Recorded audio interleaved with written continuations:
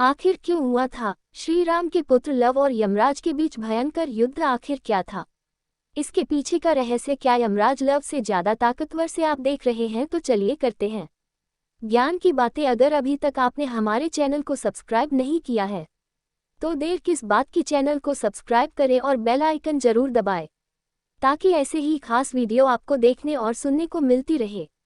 श्री राम की अयोध्या नगरी का राजा बनने के बाद जब वह सभा में बैठे हुए थे तो एक सेवक ने श्री राम से कहा, आपकी एक वृद्ध मंत्री सुमंत का स्वर्गवास हो गया है। और यह समाचार सुनकर भगवान श्री राम शीघ्र ही अपने रथ पर सवार होकर सुमंत के घर गए और वहां जाकर उन्होंने उनकी कुंडली पंडितों को दिखाई तो पता चला कि सुमंत की कुल आयु 9,999 वर्ष थी, जिसमें से अभी उनके 9 दिन बचे हुए थे।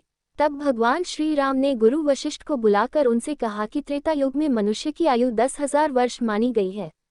ऐसे में सुमंत की मृत्यु उनके समय से पहले कैसे हो गई? नियम अनुसार यमराज के नियम की अवहेलना की है, इसके लिए उन्हें दंड आवश्यक मिलना चाहिए, या फिर मैं स्वयं यमराज को यहाँ लेकर आता हूँ और सुमंत को जीवित करता हूँ। इतना कहकर भगवान श्री राम यमराज कायमपुरी की ओर जाने लगे। रास्ते में उन्होंने यमदूतों को सुमंत को ले जाते हुए देखा, उन्हें मारकर सुमंत को छुड़ा लिया। यमदूत ने सुमंत से विनयपूर्वक कहा कि आपने हमारे अधिकार क्यों छीन लिया? हमने क्या बात किया है? तब भगवान श्री राम ने कहा कि अभी इस मंथ का समय पूरा नहीं हुआ है, जब इसके दिन पूरे हो जाएंगे तब तुम सुमंत को ले जाना। ये सुनकर ही हम दूत बोले, सुमंत के जन्म के समय सबसे पहले उनके दोनों हाथ और मस्तक बाहर निकले थे। इसके 9 दिन बाद इसके बाकी के निकले, जिसकी रक्षा पंडितों ने श्रेष्ठ मंत्र उच्चारण से हुई थी, इसीलिए इसका नाम सुमंत पड़ा। जिस दिन सुमंत के मस्तक और बाहर आया उसी दिन से अब तक की आयु पूर्ण हो गई है। अपने व्यर्थ की हमें मारा है, इसमें हमारा कोई दोस्त नहीं है। हम दूसरों की बात सुनकर यह भगवान श्री राम ने उत्तर दिया कि माता के गर्भ से सुमंत का जन्म हुआ और जिस दिन से सुमंत के माता पिता ने उनके जन्मदिन का तारीख तय किया वही दिन संबंध का जन्मदिन मनाया जाएगा। इस प्रकार सुमन के अभिनव दिन शेष हैं। अभी तुम जाओ और 10वें दिन सुमन को ले आना, मैं इसका विरोध बिल्कुल नहीं करूंगा। श्री राम की बातों को सुनकर यमदूत सुमंत को बिना लिए वापस लौट गए। राम सुमंत को लेकर जब घर पहुंचे तो जब सब लोग उन्हें देख प्रसन्न हो गए, सुमंत ने भगवान श्री राम के प्रणाम किया और उन्हें पूजा अर्चना की। सुमंत ने अपने बचे हुए 9 दिन में खूब दान पूर्ण किया। इधर जब ये के दूत यमराज के समाचार पहुंचे तो उन्होंने यमराज जी से कहा, यमदेव आप अपने अधिकारों का रक्षा कैसे करते हैं?